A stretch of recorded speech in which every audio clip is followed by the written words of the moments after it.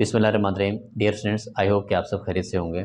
तो ये बेसिकली आज जो मैं आप सबके सामने हाजिर हूँ वो एक ख़ास चीज़ को लेकर हाजिर हूँ, स्पेशली मैट्रिक की केमिस्ट्री। ये वीडियो मैं इस ऐसी वीडियो बना रहा हूँ जो आपके लिए नहीं, आने वाले तमाम बच्चे जो मैट्रिक क्लास में होंगे उन सब के लिए मोस्ट इंपॉर्टेंट होगा। मैं करने ये जा रहा हूँ कि चैप्टर 1 से लेकर 8 तक मैट्रिक केमिस्ट्री का, मैट्रिक क्लास 10 की केमिस्ट्री, सेंट बोर्ड, कराची बोर्ड, इन सब के लिए जो पूरी मैट्रिक की केमिस्ट्री है उस केमिस्ट्री के चैप्टर 1 से लेकर लास्ट चैप्टर तक गेस्ट पेपर में बना रहा हूँ, फॉरएवर गेस्ट पेपर बना रहा हूँ। ये इन्हीं में से पूरा पेपर बनता है हमेशा। ये मेन क्वेश्चंस होते हैं। अब देखें 8 चैप्टर्स हैं, हर चैप्टर में वैसे हम देखें तो बेशुमार क्वेश्चंस हैं, हज़ारों क्वेश्चंस बनते हैं, ठीक है।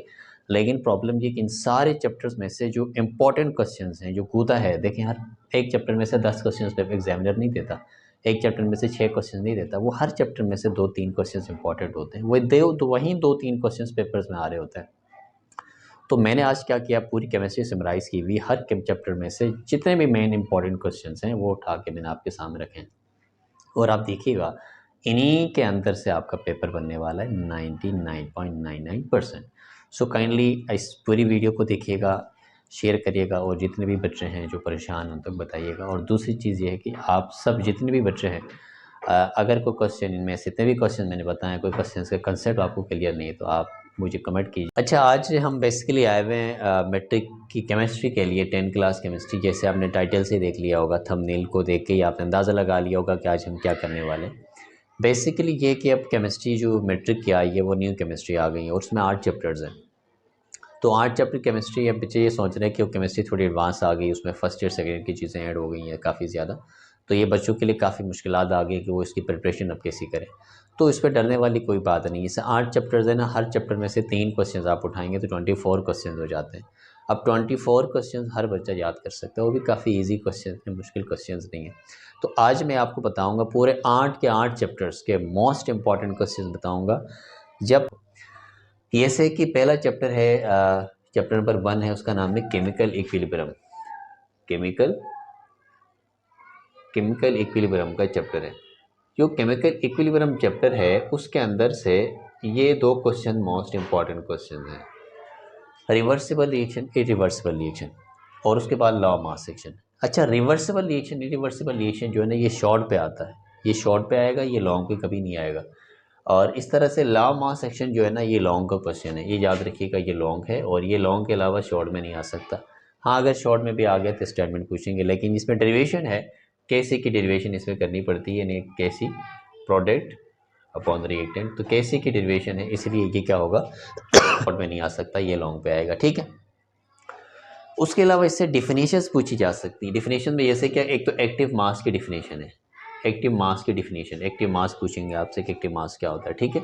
अगला जो इसके पास है वो डायनेमिक इक्विलिब्रियम है, डायनेमिक इक्विलिब्रियम की डिफिनेशन होगी। ये 2 चीज़ें इसके अंदर से आपको डिफिनेशन के तौर पर पूछा जा सकता है, what is dynamic equilibrium, what is active mass, या इक्विलिब्रियम की डिफिनेशन पूछी जा सकती है। तो ओवरऑल आप देख लें 2 क्वेश्चन है, बाकी छोटी डिफिनेशन है, ये इतना बड़ा मैटर नहीं करती हैं। अच्छा, चैप्टर 2 हमारे पास जो है ना, एसिड और बेस। चैप्टर 2 में से जो पहला क्वेश्चन है, टॉपिक है, वो है बफर सॉल्यूशन। बफर सॉल्यूशन पे नोट आता है हमेशा, ये छोटा सा टॉपिक है, बफर सॉल्यूशन क्या होता है उस पे नोट आता है। तो ये बहुत इंपॉर्टेंट है जी, ये आता है, पहले फर्स्ट ईयर में भी ये बहुत आता रहा है, तो ये हमेशा के लिए बहुत इंपॉर्टेंट है, ठीक। वो तमाम बच्चे या वो टीचर्स जो केमिस्ट्री से रिलेटेड है, केमिस्ट्री पढ़ाते हैं, उन सबको पता है बफर सॉल्यूशन बहुत ही ज़बरदस्त किस्म का एक कंसेप्ट है, तो ये पूछा जा सकता है। पीच तो ऐसा है ना कि मैं आपकी पर्सनल मेरी राय है कि पीच का क्वेश्चन अगर केमिस्ट्री के पेपर में नहीं आता, पीच का क्वेश्चन नहीं आता, तो समझिए कि वो केमिस्ट्री का पेपर वो पेपर नहीं है। यानी जो भी अच्छा माइनस एक्सपीरियंस टीचर होगा वो पीच का क्वेश्चन न्यूमेरिकल ज़रूर आपको देगा, ठीक है। पीच के न्यूमेरिकल्स आएंगे, न्यूमेरिकल्स से पीएच के ये प्रॉब्लम्स पूछे जाएंगे आपको, पीएच के प्रॉब्लम्स, और साथ में pH plus pOH equal to 40, ये एक डेरिवेशन सी है पीएच की। तो ये डेरिवेशन जो है ना वो लॉन्ग पे आएगा, ठीक है, लॉन्ग पे। चैप्टर 3 हमारे क्या, अच्छा चैप्टर 3 के अंदर ये जो है ना 3 क्वेश्चन देखें बड़े, फॉलो वाइटल फोर्स थ्योरी, ये मोस्ट इंपॉर्टेंट क्वेश्चन है। ये आप यकीन करें, आप इसको ज़रा तैयार करें, ये बहुत ज़्यादा इंपॉर्टेंट है, ये आएगा आपको पेपर में, ठीक है। अच्छा, अब नई चीज़ जो है ना वो चैप्टर 3 के अंदर, पहले ही बच्चों को आईपिक नेमिंग का जो सामना करना पड़ता था वो फर्स्ट सेकंड ईयर में जाकर करना पड़ता था, अब आईपीएससी आ गई है जी। तो ये आईपिक नेमिंग तो 100% आएगी पेपर में, ठीक है ना। इसी तरह से classification of organic compound isomerase. अब देखिए मैं आपको बताता हूँ, ये जो फॉलो वाइजन सोर्स थ्योरी ये शॉर्ट में भी आ सकता है, लॉन्ग में भी आ सकता है। आईपीएससी जो है ना वो शॉर्ट में भी देंगे, लॉन्ग में भी देंगे, लेकिन शॉर्ट या लॉन्ग जो भी देंगे ये 3 से 4 नंबर से ज़्यादा आईपीएससी नहीं होगी, ठीक है, 3-4 नंबर की आईपीएससी होगी।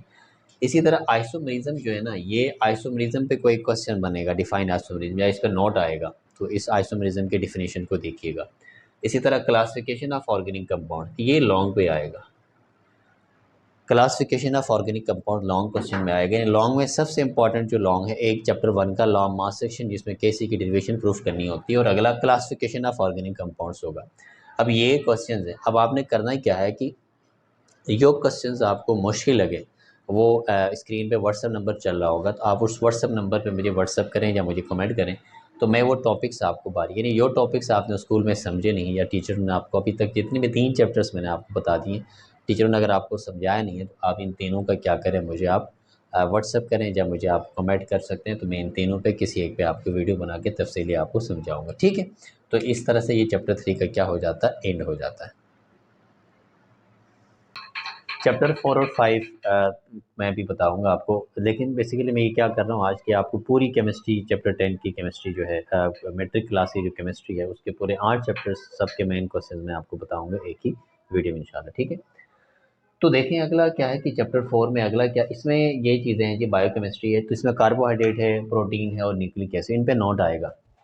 ये से आपसे पूछेंगे डिफाइन कार्बोहाइड्रेट्स, उसकी क्लासिफिकेशन प्रोटीन की या इनकी आएगा। तीनों में से आप 2 याद करें, जैसे कार्बोहाइड्रेट प्रोटीन 3 ऑप्शन में देंगे आपको, ठीक है ना, या 2 देंगे, 2 में से किसी एक पे नोट लिखना है, तो आपने कार्बोहाइड्रेट प्रोटीन किसी एक पे काम करें, ठीक है। जैसे न्यूक्लिक एसिड में करेंगे तो फिर आरएनए और डीएनए का डिफरेंस भी आएगा, क्योंकि ये बायोकेमिस्ट्री है तो लिहाजा आरएनए डीएनए का आएगा। अब देखें ऑलरेडी आरएनए डीएनए आप जो है ना वो 9 क्लास की बायोलॉजी में भी पढ़ चुके हैं, तो आपके लिए इतना मुश्किल नहीं है, ठीक है। अगला इसमें बायोकेमिस्ट्री में विटामिन्स का एक टॉपिक है, तो विटामिन्स भी आप लोगों ने 9 क्लास की बायोलॉजी वगैरह में पढ़ी है, तो विटामिन्स और इट्स टाइप्स देखें, विटामिन ए क्या है, विटामिन बी, विटामिन, इनका कोई फंक्शन पूछा जा सकता है, एमसीक्यूज में भी आपसे पूछ सकते हैं, ठीक है। तो बहरहाल इसमें ओवरऑल आप देख रहे हैं कोई 2 ही टॉपिक्स बन रहे हैं, एक तो ये जो प्रोटीन्स का बायोलॉजिकल मॉलिक्यूल्स का टॉपिक है, दूसरा विटामिन्स है, तो इनमें से 2 को आप तैयार कर लेते हैं या इसको विटामिन कर लेते हैं, तो एक क्वेश्चन इन्हीं के अंदर से बनेगा। चैप्टर 5 के अंदर ये नोट बनेगा इस पे, ये एसिडोन पे डिस्कस करें या ग्लोबल वार्मिंग पे नोट लिखें, ओजोन डिप्लीकेशन या ओजोन क्या होता है, ठीक है। तो ये 3 चीज़ें ऐसी हैं ना, ये ग्लोबल वार्मिंग, एसिड रेन, ये तो आप इनको तो आप पेपर्स में ना भी हो ना, तो इनको तो आप हर हाल में तैयार करें, क्योंकि ये हर क्लास में कहीं ना कहीं ज़िंदगी में किसी भी एग्जाम में आप जाएंगे, तो ये जनरल चीज़ें हैं जो आपको वैसे ही पता होना चाहिए, ठीक है। एटमॉस्फेयर को डिफाइन किया, एटमॉस्फेयर की लेयर्स हैं, ट्रोपोस्फेयर, स्टेरोस्फेयर, ठीक है, तो ये सारी स्फीयर्स की जो लेयर्स है एटमॉस्फेयर की, उन सबको आपने देखना है, ठीक है।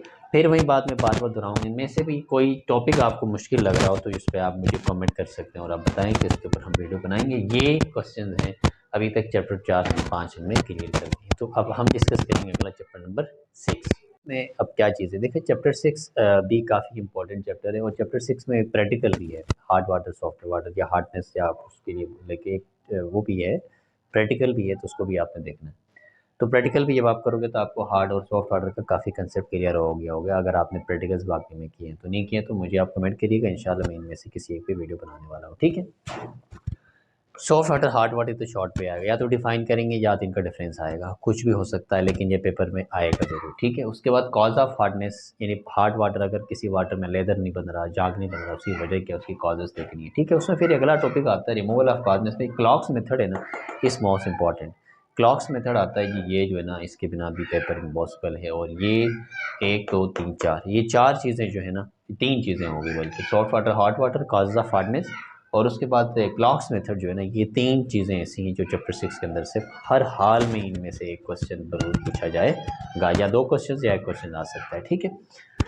इसी तरह चैप्टर 7 एनालिटिकल केमिस्ट्री में डिफिनीशंस एनालिटिकल केमिस्ट्री में है। एनालिटिकल केमिस्ट्री थोड़ा सा टेक्निकल है, ज़्यादा पेपर नहीं बनने वाला।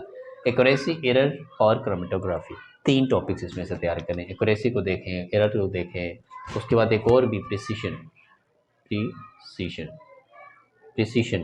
एक्यूरेसी, एरर, प्रिसीशन और क्रोमेटोग्राफी, इसके ऊपर मैंने एक वीडियो भी मैंने बनाई है, मेरे चैनल में आप जाएंगे तो उसमें जैसे आप क्लिक करेंगे एक तो उसमें एक वो आएगा, आप उसको ऑल करें तो उसमें आपको नज़र आएगा, इन पे मैंने एक लेक्चर आपको दिया हुआ है, ठीक है। अच्छा, लास्ट चैप्टर जो है ना इंडस्ट्रियल केमिस्ट्री, इनमें से 2 क्वेश्चंस हैं, स्पॉनिफिकेशन और क्रिस्टलाइजेशन। क्रिस्टलाइजेशन पे नोट आया कि स्पॉनिफिकेशन पे आपको कुछ भी दे सकते हैं, ये आपको वैसे ये भी शॉर्ट में आएगा लेकिन लॉन्ग पे भी ये आ सकता है। तो लॉन्ग पे जब ये आएगा, ये शॉर्ट में आएगा, तब आपने उसका पूरा फॉर्मूला लिखने के बाद जो भी फैटी एसिड होगा जो रिएक्ट करेगा आगे कॉस्टिक सोडा है किसी भी चीज़ के साथ, किसी की सोडा के साथ, तो जो सोप बनेगा उसको स्पॉनिफिकेशन कहते हैं।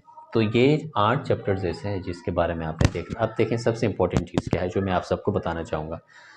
देखें आपके पेपर्स करीब आने वाले, ये जो क्वेश्चंस मैंने बताए ना, इन 99% पेपर इन्हीं क्वेश्चंस के अंदर से बनेगा। अगर आप में से किसी बच्चे ने इन क्वेश्चंस को तैयार किया है तो यकीन करें आपका बहुत अच्छा पेपर होने वाला है। आप बिना चीटिंग के, बिना किसी खौफ उसके, आप अपनी पूरी केमिस्ट्री अटेम्प्ट करके आ सकते हैं। उसके अलावा ये मेन कंसेप्ट हैं केमिस्ट्री के, केमिस्ट्री का गूदा है, पूरा मगज़ पूरा दिमाग उठा के मैंने आपके सामने रखा हुआ है। इन सारी चीज़ों को आपको देखना है। आपको अगर फिर भी किसी टॉपिक पे मसला बन रहा है, समझ में नहीं आ रहा, तो आपको मैं बार बार ये चीज़ें कह रहा हूँ कि आप मुझे बताइए, इंशाल्लाह हम आपको सही तरीके से समझाएंगे।